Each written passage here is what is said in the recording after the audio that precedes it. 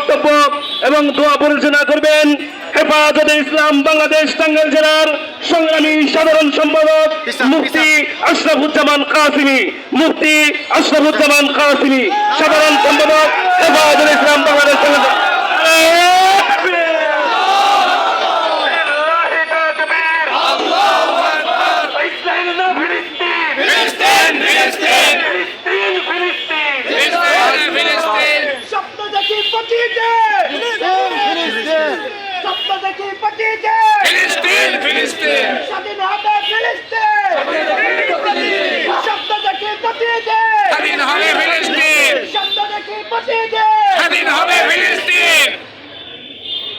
আলহামদুলিল্লাহ ওয়া কাফা ওয়া সালামুন আলা ইবাদিহিল্লাযীনা ইসতাফা, আম্মা বা'দ।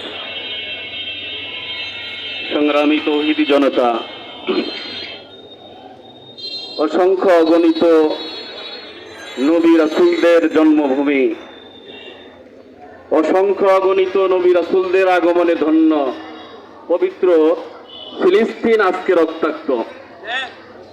বিশ্ব মানবতা আজ সেখানে মৃত্যুবরণ করেছে।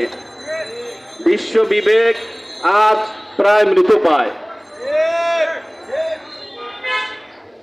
আর এই বর্বর ইহুদিদের এই নির্যাতন আমেরিকা সহ ইউরোপের বিভিন্ন দেশ এটাকে সমর্থন করছে।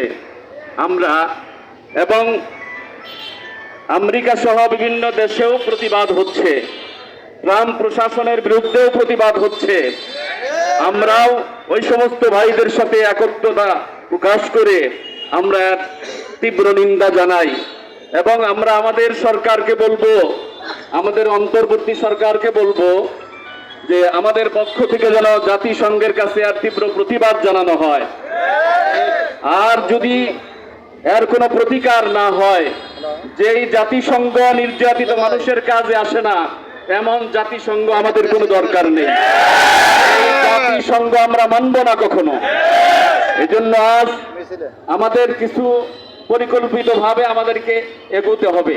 সর্বপ্রথম আমাদের কাজ হচ্ছে ইহুদি, ইসরায়েল এবং ইউরোপের যে সমস্ত পণ্য আমাদের দেশে ভরা, আমাদের দেশে পণ্য বিক্রি করে সেই টাকা দিয়েই বোমা কিনে আমাদের ভাই বোনদেরকে তারা অত্যাচার করে তাদেরকে হত্যা করতেছে। এই জন্য আমরা অবশ্যই আমরা ব্যবসায়ী ভাইদেরকেও আমরা বলবো যে ইসরায়েলি কোনো পণ্য এবং আমেরিকান এবং ইউরোপীয় কোনো পণ্য এই দেশে যেন না চলে, সবাই সজাগ থাকতে হবে। এবং আমরা অবশ্যই ইউরোপীয় এবং ইসরায়েলি পণ্য আমরা বর্জন করব আজ থেকে। আর আমাদের অবশ্যই এই ব্যাপারে সজাগ থাকতে হবে এবং ফিলিস্তিনের ভাইদেরকে আমরা বলবো যে আমরা আপনাদের সাথে আছি। প্রয়োজনে যদি প্রয়োজন পড়ে আমরা জিহাদের ময়দানে উত্তীর্ণ হতেও আমরা দ্বিধা করব না। কারণ কোরআন আমাদেরকে তিরস্কার করে বলতেছে, ওমা লাকুম লা তুকাতিলুনা ফি সাবিলিল্লাহ ওয়াল মুস্তাদআফিনা মিনার রিজালি ওয়ান নিসা। আল্লাহ পাক বলেন যে তোমাদের কি হয়েছে, অর্থাৎ আল্লাহ যেন বলতে চাচ্ছেন তোমরা অযোগ্য, তোমরা অপদার্থ, তোমাদের কি হয়েছে আজকে যে তোমরা ওই সমস্ত দুর্বল পুরুষ, নারী এবং শিশুদের জন্য তোমরা লড়াই করছো না আল্লাহর রাস্তায়। যারা বলে রব্বানা আখরিজনা মিন হাযিহিল ক্বরিয়াতিজ যালিমি আহলুহা, যারা আল্লাহর কাছে কেঁদে কেঁদে দোয়া করতেছে, হে প্রতিপালক আমাদেরকে এই জালেম জনপদ থেকে আমাদেরকে আপনি বের করে নিয়ে যান এবং আমাদের জন্য সাহায্যকারী এবং অভিভাবক আপনি নির্ধারণ করে দিন। আমরা অবশ্যই কোরআনের কথা অনুযায়ী যদি আমরা না চলি তাহলে কোরআনের ধুমকিও আমাদের স্মরণ রাখতে হবে।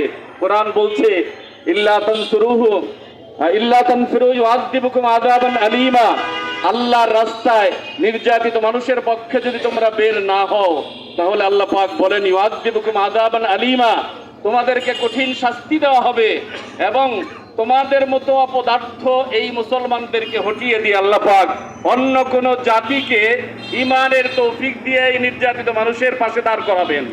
আমরা আমাদের নিজেদের স্বার্থেই আমাদের অবশ্যই আজকে জাগ্রত হতে হবে। আজকে বিশ্ব মুসলমান জাগ্রত, আজকে দুনিয়ার সমস্ত মুসলমান আজকে জাগ্রত। বড় আফসোসের কথা, বড় লজ্জা আমাদের জন্য যে 200 কোটি মুসলমান এই পৃথিবীতে মাত্র 80-90 লক্ষ ইহুদিদের কাছে আমরা মার খাচ্ছি আর তাকিয়ে তাকিয়ে দেখছি।